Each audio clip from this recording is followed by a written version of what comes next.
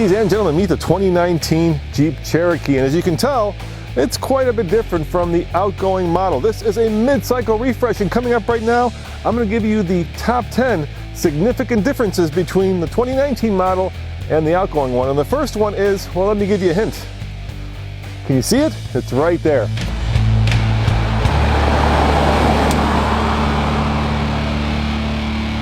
The word polarizing comes to mind when I think of the old model. If you recall, the old model had these big round lights and these tiny squinty lights up here, and actually these big round ones were the main lights. Well, apparently customers also found it polarizing because there is a brand new fascia. In fact, everything from the A-pillar forward has changed, and now it's much less polarizing and I think much more conventional. Do you like it? Let me know in the comments below. How about styling wise? What's your favorite feature?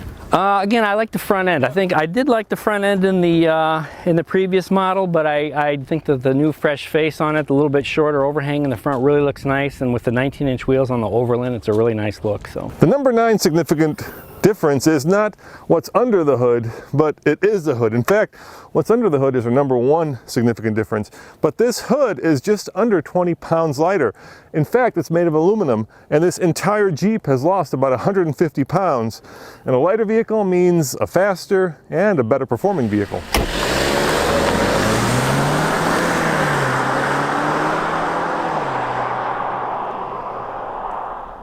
overall, vehicle to vehicle, we've reduced the weight about 150 pounds, if you look at it. Yeah, and it's through a whole bunch of different little changes that we made and some bigger changes as well. So. Is this kind of pointing the future, aluminum? You think that's where the kind of yes, definitely, yes.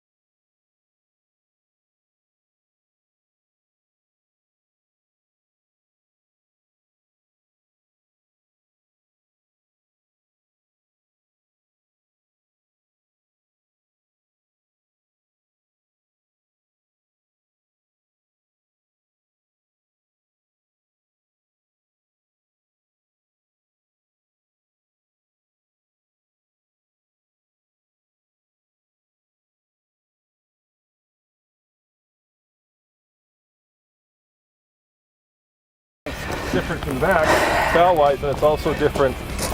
Yep. In terms of kind of the configuration in the back here. How do you change that? Yep, we now have a composite tailgate, lightweight tailgate that we've added into the vehicle. That's new for the vehicle.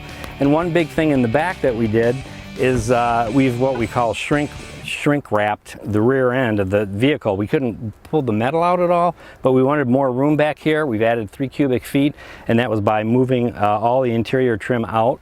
One of the things our customers said with the original car was that they couldn't lay a set of golf clubs across the back here, and now with the new space here, you're able to do that. And in fact, our internal fast feedback, somebody stopped me in the hallway of a vehicle they were driving and said that over the holidays they drove to Florida and they were able to put 2 sets of golf clubs back there, and they were very happy and they noticed a difference on that. Yeah, it's hard to play with golf clubs if you have to bend them.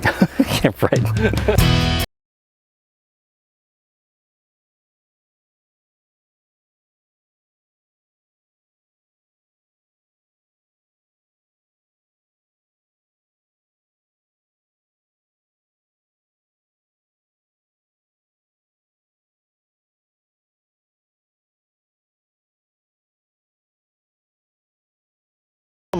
With LEDs. We went ahead and redid the lighting, the whole front end. We actually shortened it about 1 inch, and we brought this up a little bit to get rid of the original beak look. It was thought as being a little bit polarizing, so we tried to make this a little bit more mainstream, like align it with the Grand Cherokee and the new Compass. Forward lighting, we put the LED lights across the board on this vehicle. Every Cherokee will get LED lighting, and we incorporated the daylight running light as well as the headlight up in this area, and of course we have the fogs down here that are LED as well. Was that something that you had to have Mark Allen pull and Gonna pull his teeth? Because I know he came up with that original design where he had that kind of a big headlight over here. Well, and then people have asked about that, but the vehicle was very successful as it was designed, and it's been selling very well since its introduction in 2014 model year, but we just felt like it was time for a change to update the look of the vehicle, give it a little bit more refined look, and go in that direction towards, like I said, Grand Cherokee family. 7? Yes, yep. We'll count them. 1, 2, 3, 4, 5, 6, 7.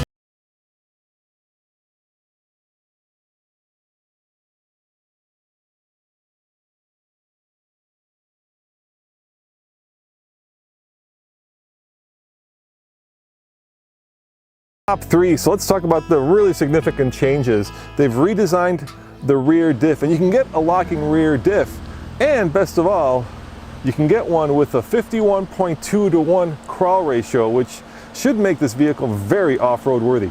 And I think it's the only vehicle in its segment that actually has a locking rear diff, is that right?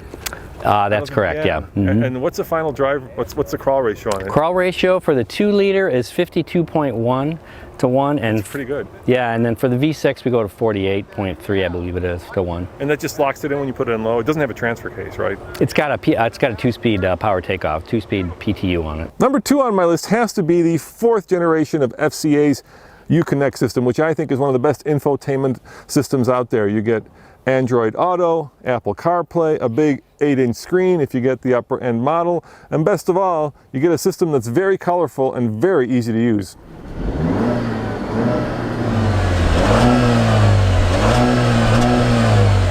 Number 1 on my list, of course, has to be this brand new 2-liter turbo. It's very powerful, puts out 295 pound-foot of torque. That is a lot of torque for a mid-size crossover. It actually shares a lot of its architecture with its Alfa Romeo sibling, believe it or not. So there's a little bit of Italian now in this Jeep. Of course, this Jeep is not built in Italy, but it is built in Belvidere, Illinois, and it will be available at your local Jeep dealership first quarter of this year. Now let's open up the hood and talk about that, because that, I think this is the 2-liter, right? We'll see. This should be the turbo. Let's see. It's not. As luck would have it. It's not the turbo. This is the old power plant. So Yep. tell me about the 3 engine choices. Okay, 3 engine choices. We've retained the 2.4 liter normally aspirated 4-cylinder. We've made some improvements on that one. We've added ESS, engine start stop, for better efficiency. We've also added an engine oil heater, and we rerouted the intake to improve NVH characteristics of that vehicle. So that remains. That's the introduction or the base engine for the vehicle.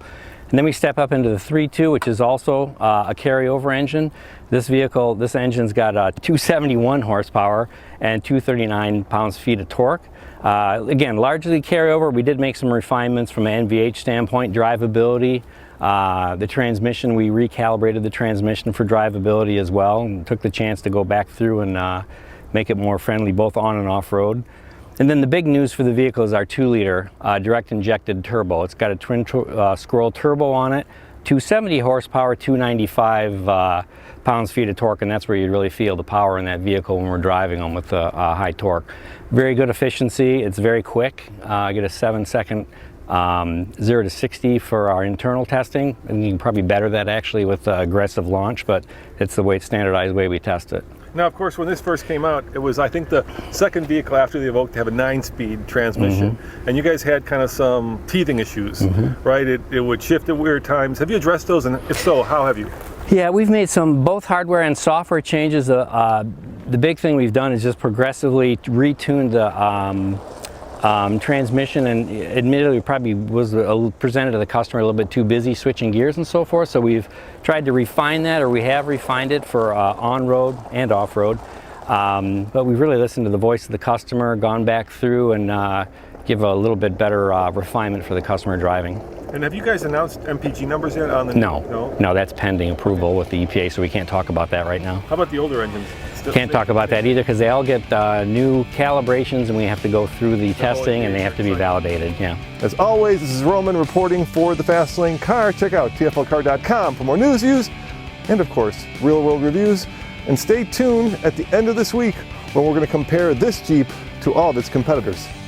See you guys next time. Ciao.